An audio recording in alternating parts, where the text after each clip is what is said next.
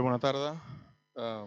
Como siempre, los afortunados que venís al culto de oración de los jueves, ya tenéis más información.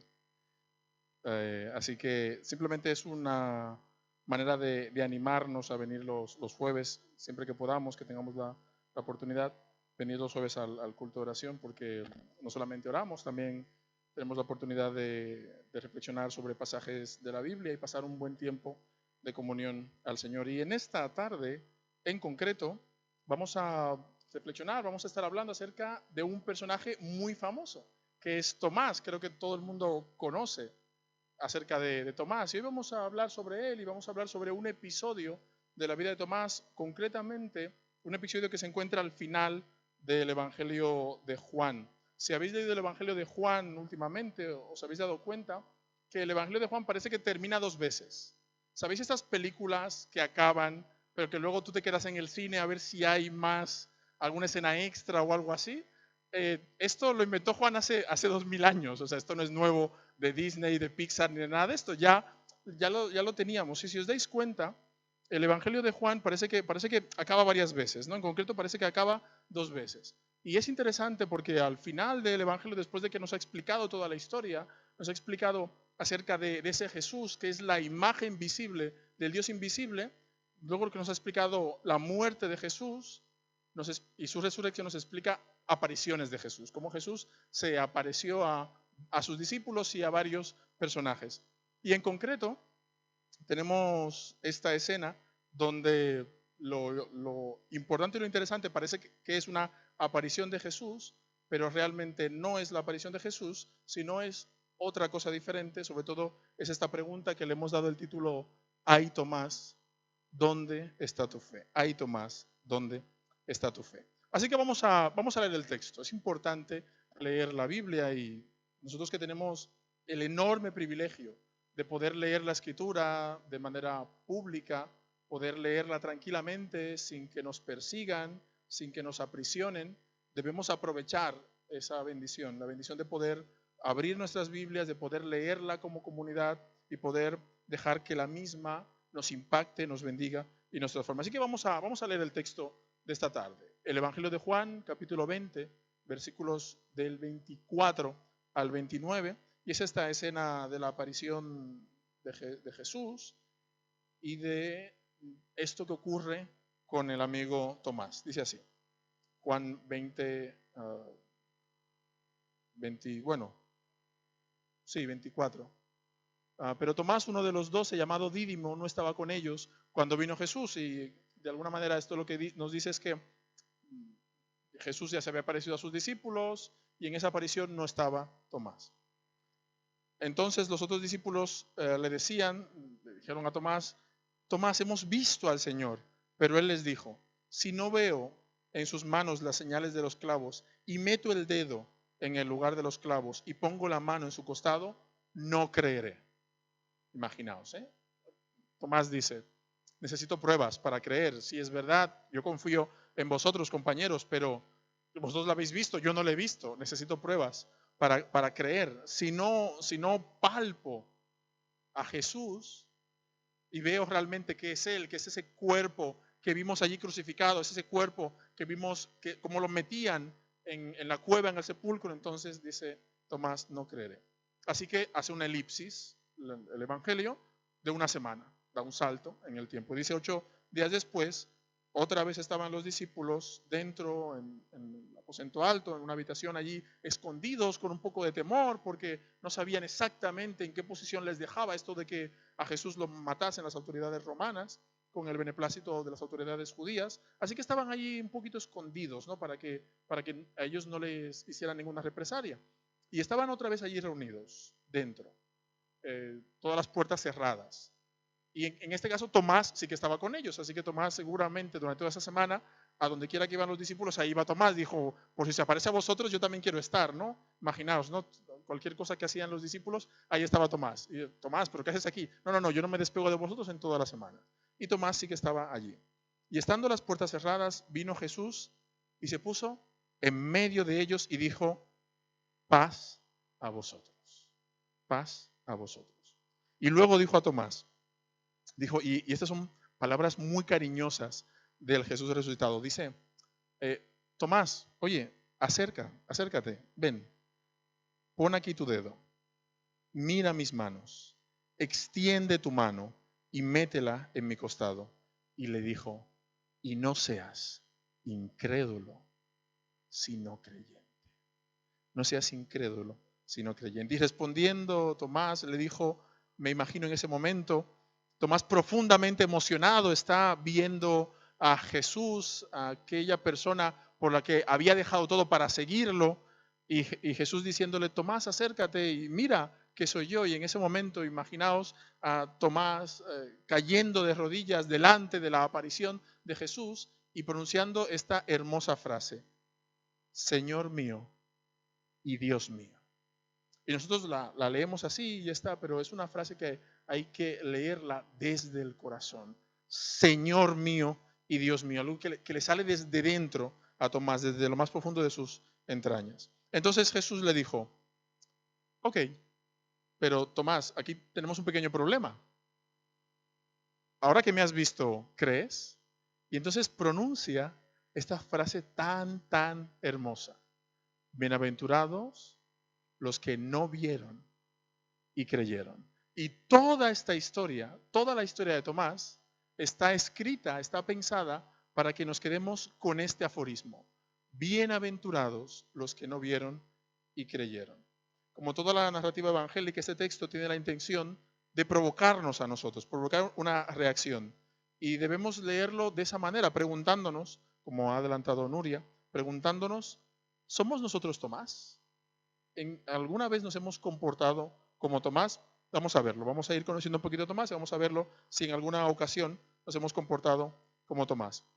Para ayudarnos a responder esta pregunta, si nosotros alguna vez hemos sido Tomás, vamos a pensar un poco en quién era este hombre. Fijaros, de Tomás se nos dice que era gemelo de otro. Dídimo significa que era mellizo, que era gemelo, que tenía un hermano gemelo. Y es interesante porque de todos los discípulos no se nos explican muchas cosas, pero de Tomás se nos dice que tenía un hermano gemelo, y luego se nos dice que de los 12 apóstoles, Tomás era una de las personas que más clara concepción tenía acerca de quién era Jesús.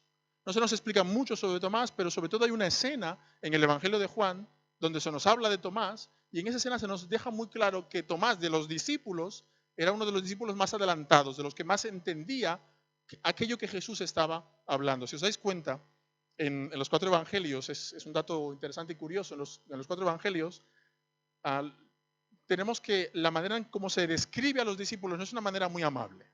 Todo lo contrario, a los discípulos se les pone a caldo un poco, ¿no? A todo rato se les dice, ¿no habéis entendido? Tanto tiempo he estado con vosotros. A Felipe Jesús le dice, Felipe, me has visto tanto tiempo y aún no lo has comprendido. Y en muchas ocasiones Jesús explica una cosa a los discípulos le dicen, no entiendo, y Jesús le dice, oye, es que no entendéis, ¿no? Y esa forma de describir es muy honesta, porque los evangelios que escribieron los discípulos de Jesús evidentemente no ponen a los discípulos como grandes héroes, sino que los colocan como seres humanos, como gente con dudas, gente que a veces no comprende exactamente de qué va la película. Pero entre los 12, aunque hay algunos que destacan, como Pedro, como Juan, como Jacobo, de entre los 12, hay uno que destaca porque entiende, porque comprende de qué va la historia de Jesús, de qué van las enseñanzas. Cuando Jesús habla, exactamente de qué Jesús está hablando. Y hay una escena justamente en el capítulo 11 del Evangelio de Juan, capítulo 11, versículos 14 al 16, vamos a leerlo ahora, que es cuando Jesús resucita a Lázaro. Y allí encontramos a Tomás otra vez, a Tomás llamado el Dídimo, el gemelo, el mellizo, para ubicarlo, para que sepamos qué Tomás era. Y si nos acordamos de esa historia, os acordáis que Jesús está un poquito lejos de allí. A Jesús vienen unos amigos suyos a decirle, Jesús, Lázaro, al que amas, está enfermo. Y Jesús decide quedarse un poquito más en ese lugar, ¿no? Y yo me imagino a los discípulos diciendo, oye, pero Jesús, si tú amas con locura a Lázaro y a su familia, a Marta y a María, ¿por qué no te vas corriendo, ¿no? Que es lo que harías, ¿no? Una persona que tú quieres mucho se encuentra mal y tú sales corriendo a esa persona, pero Jesús dice, no, ¿sabéis qué? Vamos a quedarnos un ratito aquí. Y entonces Jesús empieza a explicar, a decir, Y los discípulos no entienden exactamente de qué va la película. Y entonces ocurre esta escena, versículos 14 al 16. Entonces Jesús les dijo claramente, Lázaro ha muerto y me alegro por vosotros de no haber estado allí para que creáis, pero vamos a él. Y los discípulos estaban un poco descolocados cuando Jesús dice esto. Entonces dice, versículo 16, dijo entonces Tomás, llamado Dídimo, a sus condiscípulos, vamos también nosotros para que muramos con él. Según este texto, según Juan capítulo 11, que nos muestra la escena de la resurrección de Lázaro, Tomás es el único de los discípulos que está ahí, de las personas que está ahí, que comprende lo que Jesús está diciendo y lo que implica que Jesús se haya tardado para ir a resucitar a Lázaro. Así que el Evangelio, que muchas veces no es muy amable con los discípulos, sí que nos explica que Tomás tenía un pensamiento preclaro, tenía una fe preclara, que entendía de lo que Jesús estaba hablando. Así que por ahora, si ponemos en un ranking a los discípulos, de los que más entienden y los que menos entienden a Jesús, probablemente abajo del todo pondríamos a Juan y a su hermano Jacobo. ¿Por qué? Porque Juan y Jacobo en una ocasión había unas personas que no querían seguir a Jesús y le dijeron a Jesús, oye Jesús, ¿qué te parece si oramos y hacemos que fuego caiga del cielo? ¿No? Y Jesús le dice, un momento, o sea, no tenéis ni idea de lo que va eso. Así que, porque ellos eran muy impulsivos, le llamaban los hijos del trueno, eran gente así muy impulsiva. No sé si conocéis a gente así muy impulsiva, pues así eran estos hermanos, ¿no? Así que ellos los pondríamos abajo. A Pedro lo pondríamos a mitad de la tabla posiblemente, porque Pedro tampoco se enteraba de mucho, pero al menos tenía el valor de salir allá al frente y pasar la vergüenza para que Jesús luego pudiese explicar la historia. Pero el que más comprende, según lo poco que nos explican los evangelios, el que más comprende la historia de Jesús es este hombre. Es Tomás, llamado el mellizo, el gemelo, el Dídimo. Así que en principio este sería de las personas que más comprende a Jesús, de las personas que más tiene, que tiene una fe más robusta. Sin embargo, esa fe robusta que el Evangelio de Juan nos explica que tiene Tomás, al final del ministerio de Jesús es probada, es puesta a prueba. Y cuando es puesta a prueba esa fe, ¿qué encontramos? Encontramos a Tomás dudando. Encontramos que Tomás empieza a compararse con el otro grupo, con el grupo que ha visto a Jesús, con el grupo que ha experimentado la presencia del Jesús resucitado, con el grupo que ha podido contemplar físicamente a Jesús. Entonces Tomás dice, oye, yo también soy discípulo, yo entregué mi vida a Jesús, estuve siguiéndole por 3 años y no le he visto. ¿Y estos qué? Yo me imagino, ¿no? Los pensamientos de Tomás. ¿Y estos que no se enteraban de la misa a la mitad? ¿Estos sí que las han visto? Eso, por favor, eso no puede ser. Entonces Tomás dice, mirad, no es que yo dude de vosotros, pero hasta que no lo vea, hasta que no experimente lo mismo que vosotros, hasta que no pase lo mismo que habéis pasado vosotros, hasta que mi experiencia de Dios no sea igual que la que vosotros, entonces no creeré. Y esa gran fe de Tomás empieza a tambalearse porque en lugar de creer a lo que Jesús había dicho, empieza a compararse con ese grupo selecto. Y al compararse con ese grupo selecto, entonces Tomás entiende, Tomás cree que es porque está fuera de ese grupo. De alguna manera Tomás dice, vamos a ver si lo entiendo. Jesús se ha parecido a mucha gente, incluso a 500 hermanos, dice Pablo en 1 Corintios. Jesús se ha parecido a tanta gente y a mí no se me ha podido parecer. O sea, ¿esto qué es? Jesús, por favor. Entonces Tomás empieza a pensar que a lo mejor él no es lo suficientemente guay para que a Jesús se le apareciera. A lo mejor Tomás siente que le están dejando fuera del grupo selecto de las personas que merecen apariciones de Jesús. Y entonces en ese momento Tomás empieza a dudar. No sé si alguna vez habéis experimentado esto. ¿Habéis experimentado que os dejan fuera? Que hay un grupo de gente guay, de gente que lo tiene todo claro, de gente que experimenta el poder de Dios, de gente que comprende de qué va la película, pero por alguna razón tú te quedas fuera. La gente no cuenta contigo, no te llaman el primero, no eres el guay, no mereces que la gente te tenga en cuenta. No sé si habéis experimentado eso alguna vez. Tomás está experimentando eso, Tomás está experimentando que le dejan fuera. Recuerdo que hace meses escuché una predicación de un predicador famoso, Y él decía exactamente eso. Él decía, en muchas ocasiones nos sentimos que la gente nos deja fuera, que estamos fuera del círculo, que estamos fuera de la gente guay, de la gente selecta. Y esta predicación me impactó porque este predicador decía, no importa si la gente te ha dejado fuera del círculo. Lo importante es que el círculo dentro del que estés sea el círculo de Dios. Y justamente lo que dice el Señor es esto. Dice, el que a mí viene, yo no le echo fuera. El que a mí viene, yo no le echo fuera. No sé si alguna vez te has sentido así, que no terminan de contar contigo, que estás fuera de lo que está pasando, de lo guay, de entender exactamente el mover de Dios en un sitio concreto. No sé si te has experimentado esto, pero tengo algo que decirte. No se trata de estar dentro o fuera del grupo de los guays, se trata de estar dentro de lo que Dios está haciendo. Y Dios nos dice claramente, el que a mí viene, yo jamás, jamás le echo fuera. Este es el mensaje del Evangelio. El que a mí viene, nunca le echo fuera. Así que esta historia, la historia de Tomás, nos enseña que muchas veces, en lugar de interpretar correctamente lo que Dios está haciendo, lo que hacemos es que comparamos lo que Dios está haciendo con nuestra experiencia. Y al hacer esto, al comparar lo que Dios está haciendo con nuestra experiencia, cómo yo me siento en este instante, marginado y rechazado, lo que hago es empequeñecer lo que Dios está haciendo, empequeñecer mi fe. Tomás, que en un principio el Evangelio nos explica que era un gran hombre de fe, al final del Evangelio tenemos a un pequeño hombre de fe. ¿Por qué? Porque él empieza a comparar su experiencia de Dios con la de los demás. Y dice, estos que no han entendido muy bien el Evangelio, a estos se les aparece Jesús. Y a mí, que yo he entendido el Evangelio, Jesús no se me aparece. Y justamente aquí, cuando empezamos a compararnos con los demás, empezamos a comparar nuestra experiencia de fe con los demás, ¿sabéis qué ocurre? Que también nos pasa como Tomás, que nuestra fe empieza a empequeñecerse.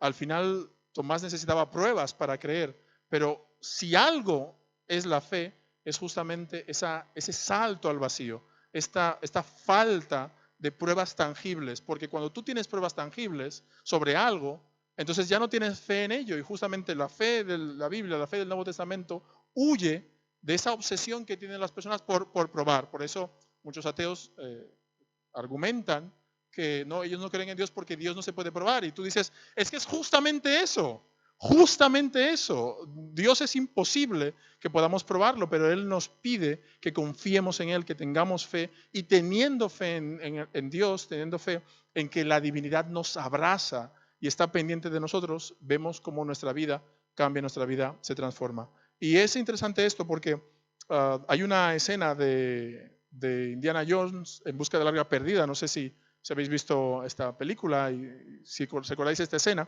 Es una escena en la que Harrison Ford, el protagonista, tiene que pasar un precipicio, ¿no? Y no ve nada, ¿no? En principio es un precipicio y no hay nada. Y tiene que empezar a caminar, ¿no? Para pasar, ¿no? Y teniendo fe, teniendo confianza en el que podrá pasarlo, empieza a caminar y al final pasa al precipicio. Pues la fe es algo similar, es un salto al vacío. Cuanto más pruebas necesites, cuanto más seguridades necesites, cuanto más ver necesites, entonces tu fe será más pequeña. El ejercicio de la fe implica confiar en el Señor, aunque muchas veces no entendamos exactamente lo que Jesús está haciendo. Pero justamente es eso, cuanto más necesitamos confiar, nuestra fe crecerá. Cuanto más prueba necesitamos, nuestra fe será más pequeña. Si os dais cuenta, a lo largo de todo el Evangelio, Jesús siempre rehúsa demostrar su poder. No sé si os habéis dado cuenta de esto. En muchas ocasiones a Jesús se le pide milagros y en muchas ocasiones Jesús, por ejemplo, cuando Jesús resucitó a la hija de Jairo, si os acordáis, lo primero que hace Jesús es decir que todo el mundo salga de la habitación. Jesús no necesitaba público para hacer este milagro, solamente deja a los padres allí. Y la resucita y dice, esta niña no está muerta, solo está durmiendo. Y le dice, niña, a ti te digo, levántate. Y en muchas ocasiones a Jesús se le piden milagros y Jesús rehúsa la popularidad y Jesús sabe que el elemento importante de la fe no es la demostración a través de milagros, porque una fe basada simplemente en milagros y en cosas extraordinarias, en lugar de ser una fe grande, no deja de ser una fe pequeña.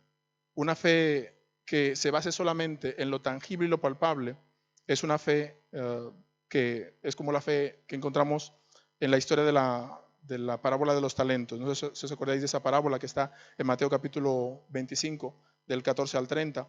Me gusta esta historia, esta parábola, porque nos habla de un señor que tenía que irse lejos y al irse lejos dejó sus bienes a 3 de sus siervos y a uno le dio 10 talentos, a otro le dio 5 talentos y a otro le dio un solo talento y se va y le dice, ¿sabéis qué? Quiero que trabajéis con estos talentos. Y entonces nos dice la historia que al que le dio 5 talentos, él lo multiplicó en 10, al que le dio 2 talentos lo multiplicó, y al que le dio un talento, dice que tuvo miedo y lo escondió en tierra. Y es interesante cómo acaba esta historia. Mateo 25, 24 al 30. Y me gustaría leerosla, dice así. Dice, pero acercándose también el que había recibido un talento, dijo, Señor, te conocía que eres un hombre duro, que ciegas donde no sembraste y recoges donde no esparciste, por lo cual tuve miedo y fui y escondí tu talento en la tierra. Aquí tienes lo que es tuyo. Y respondiendo el Señor le dijo, siervo malo y negligente, sabías que ciego donde no sembré y que recojo donde no esparcí. Por tanto, debías haber dado mi dinero a los banqueros y al venir yo hubiera recibido lo que es mío con los intereses. Y dice el texto, quitadle pues el talento y dadle al que tiene 10 talentos, porque al que tiene le será dado y tendrá más. Y al que no tiene, aún lo que tiene, le será quitado. Y al siervo inútil echadlo en las tinieblas, de allí fuera, donde será el lloro y el crujir de dientes. ¿Qué nos está explicando? Nos está explicando que algo similar es la fe. Cuando tú dejas la fe inerte, cuando no la ejercitas, cuando necesitas seguridades, este siervo necesitaba seguridades y dijo, en lugar de intentar perder el talento en una operación económica riesgosa, decido esconderlo y ahí está al menos a salvo, ¿no? Y le devuelvo al menos lo que él me dio. Y el hombre dice, no se trata de eso, no se trata de seguridades, se trata de confiar, de trabajar, de avanzar, de invertir, de poner en práctica tu fe, de confiar en el Señor, de caminar, aunque muchas veces no veas el camino en el suelo, aunque simplemente veas un precipicio. Y hablando sobre esto, recuerdo una telenovela que veía cuando era niño. Esta mañana os expliqué que de niño quería ser médico y entonces leía muchos libros de medicina, pero de vez en cuando, cuando me aburría de libros de medicina, veía telenovelas. Lo siento, lo confieso, veía telenovelas brasileñas, que no sé qué decir, veía telenovelas brasileñas. Y siempre recordaré esta historia, porque es la historia de una chica que vivía en un pueblecito apartado y decidió irse a la gran ciudad a trabajar para darle un futuro digno a su familia. Y empezó a trabajar mucho allí en la gran ciudad. Y todo lo que ganaba lo enviaba a su padre para que se lo cuidara, lo ahorrara y lo invirtiera. Y estuvo allí así durante 30 años, malviviendo en la gran ciudad para darle un futuro a su familia allí en el campo. Y después de esos 30 años, al final, la chica volvió a casa, ¿no? Y ya volvió a casa, ya después de toda una vida allí en la ciudad.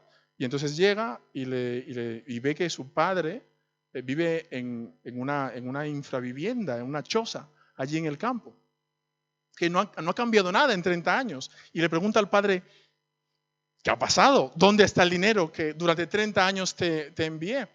Y entonces el padre la coge de la mano y la lleva a su habitación y entonces le muestra todo el dinero guardado en el colchón. Y entonces ella, claro, dice, pero ¿qué has hecho? ¿Por qué has hecho esto? Y dice, lo guardaba para cuando vinieras, con la mala suerte de que ese dinero ya no estaba en circulación y había perdido el trabajo de 30 años. Y algo así nos pasa con la fe. Si en lugar de ejercitarla, si en lugar de confiar, si en lugar de caminar incluso encima del precipicio, necesitas seguridades, necesitas guardar tu fe, necesitas que para caminar ver que el suelo está firme, entonces nuestra fe pierde valor, nuestra fe, como en el caso de Tomás, se empequeñece. Así que lo que nos intenta decir esta historia es que fe es arriesgarse, es echarse al mar, es salir al desierto. Y comentando esto, también veo un cierto paralelismo con la historia de la humanidad y ahora explicaré por qué.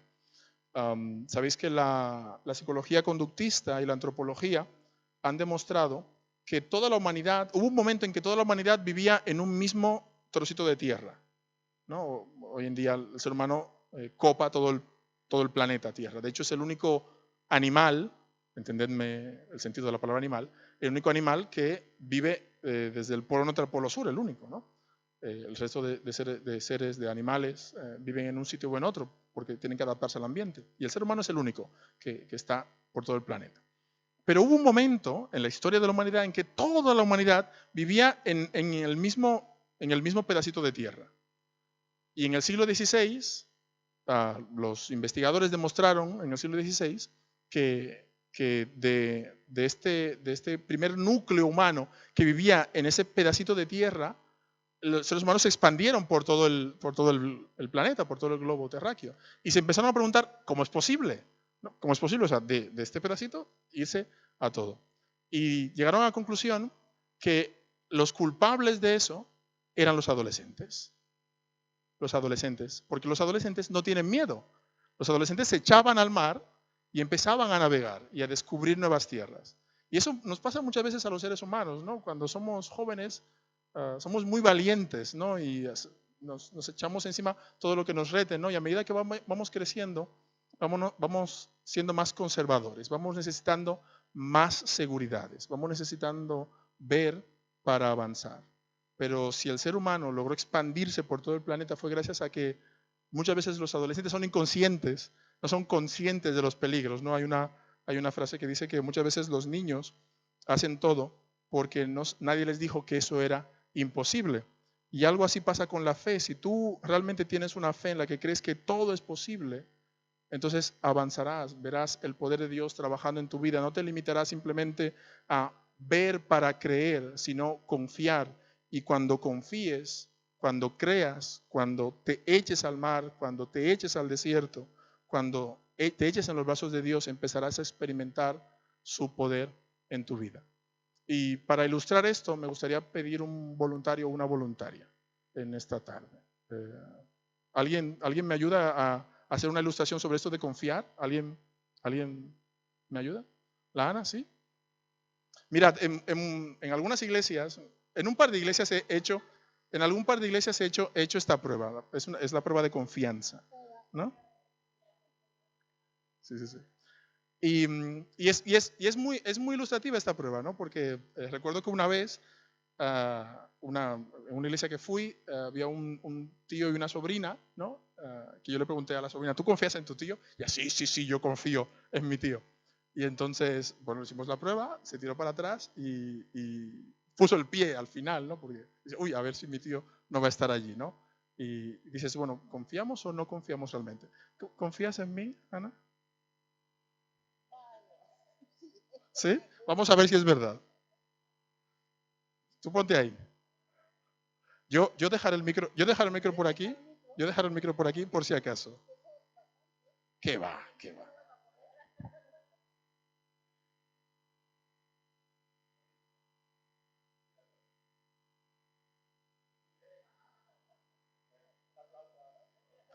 Un aplauso. La fe tiene que ver con eso, con un salto al vacío. Con un salto al vacío. La fe que necesita seguridades, que necesita ver que detrás está alguien que va a sostenerme. También puede ser fe, confías en que hay alguien detrás, pero no deja de ser una fe pequeña. La fe de Tomás, lamentablemente, vimos cómo se empequeñeció, de comprender exactamente lo que Jesús estaba diciendo, lo que Jesús estaba exigiendo y pidiendo a sus discípulos y a la gente que le escuchaba. Al final, Tomás, por comparar su fe, comparar su experiencia con la de otros discípulos, empezó a experimentar que su fe se empequeñecía. Y su fe se empequeñeció tanto que al final dijo, necesito ver para creer. Y yo tengo, con la historia de Tomás, tengo una diatriba, tengo una discusión constante. Porque yo veo la historia de Tomás y pienso, hombre, sí es verdad que Tomás necesitó ver para creer, pero al final se le apareció Jesús, ¿no? Tú puedes interpretarlo de esa manera. Al final, él vio a Jesús, yo no lo he visto, él sí que lo vio. Sin embargo, la historia termina con una gran recriminación a Tomás. Y ese es el tema que me descoloca de la historia de Tomás. Sí es verdad que él vio a Jesús, es cierto, él vio a Jesús, pero ¿cuál fue el precio de ver a Jesús? Que Jesús le dijera, ok Tomás, me has tocado, me has visto, has metido tu mano en mi costado, pero ¿era necesario esto? Tomás, ¿era necesario esto? Imaginaos por un momento el rostro de Jesús mirando al rostro de Tomás, ¿no? Y después de haber experimentado mucho con esos dos hombres, de que Tomás confiara realmente en él, confiara tanto que dejó toda su vida para seguirle, Jesús mirando a Tomás, Jesús le dijo, ok Tomás, aquí estoy, me has visto, cree, ahora cree. Y Tomás le dice, Señor mío y Dios mío, y tenemos una declaración teológica profunda porque se está explicando, se está diciendo explícitamente que ese que resucitó es Dios mismo, y eso conecta con el capítulo 1 del Evangelio de Juan. ¿Os acordáis que el Evangelio de Juan dice, a Dios nadie le vio jamás, pero el unigénito de Dios, Él le ha dado a conocer? Es decir, Jesús es la imagen visible del Dios invisible.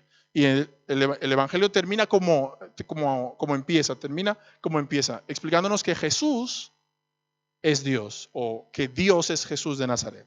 Así que nada que recriminar. Esa declaración teológica es profunda y hermosa. Pero no termina ahí la historia. La historia tiene dos líneas más y es la mirada de Jesús diciéndole a Tomás, ok Tomás, me has visto, me has reconocido como Dios, pero ¿era necesario? ¿Necesitabas tantas pruebas, Tomás? Y entonces termina con aquella maravillosa frase.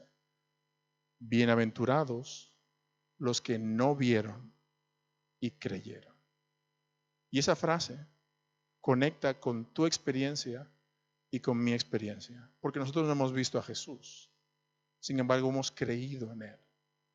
Nosotros no hemos tenido la oportunidad de Tomás, de meter nuestros dedos en las heridas de las manos de Jesús y nuestra mano en la herida del costado de Jesús. No hemos tenido esa oportunidad, pero creemos que Jesús es el Hijo de Dios y que creyendo en su nombre tenemos vida eterna.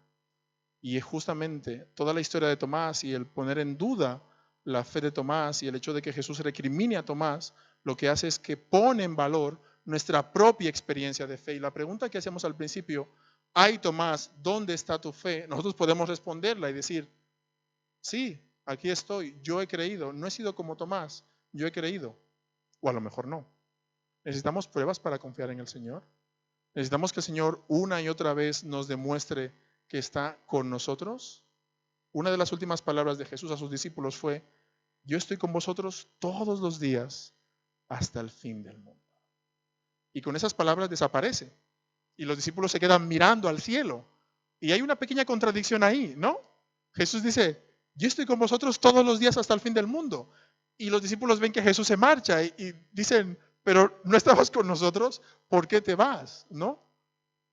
Y justamente ahí está el tema, que nosotros no le vemos, pero Él está aquí. Y hemos cantado esta canción, que la presencia del Señor está aquí. La presencia del Señor acompaña a su pueblo, acompaña a su iglesia y acompaña a los creyentes siempre que los creyentes confíen que esa presencia está allí. Y a lo mejor en nuestra vida hemos sido a veces un poco como Tomás. Hemos necesitado demasiadas veces que el Señor nos dé seguridades. Hemos estado allí al borde del precipicio pensando, ¿avanzo o no avanzo? ¿Me atrevo o no me atrevo? ¿Voy o no voy? Señor, necesito otra prueba, por favor. Y el Señor nos da una prueba. Dices, vale, Señor, esta prueba está bien, pero necesito otra más clara. Y el Señor nos pone otra más clara. Y tú dices, bueno, Señor, pero otra un poquito más clara no tienes, ¿no? Y al final nos pasa toda la vida esperando que el Señor se nos aparezca y nos diga, aquí está mi mano, ¿quieres meter tu dedo aquí? Y en lugar de eso tenemos que aprender a confiar en el Señor, que aunque no le vemos visiblemente, Él nos ha prometido esto. Yo estoy con vosotros todos los días hasta el fin del mundo.